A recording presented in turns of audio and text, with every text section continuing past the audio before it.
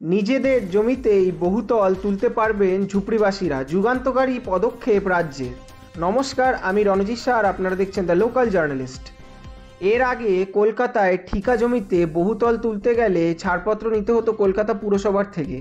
ওদিকে হাওড়ার ক্ষেত্রে সেই ছাড়পত্র মিলত হাওড়া পুরসভা থেকে। তবে এবার থেকে এই ছাড়পত্র মিলবে কেএমডির থেকেই।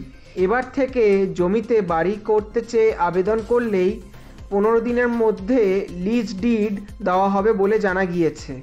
ঝুপড়িতে নিজেদের জমিতে যাদের বহুতল তোলা যায় তার জন্য বিধানসভায় নয়া সংশোধনী বিল পাশ করালো রাজ্য। জানা গিয়েছে ঠিকা জমিতে যাতে বাড়ি তোলা যায় তার জন্য দ্য ওয়েস্ট বেঙ্গল ঠিকা টেনেন্সি বিল পাশ করা হয়। উল্লেখ্য, এর আগে কলকাতায় ঠিকা জমিতে বহুতল তুলতে গেলে ছাড়পত্র নিতে হতো কলকাতা পুরসভা থেকে।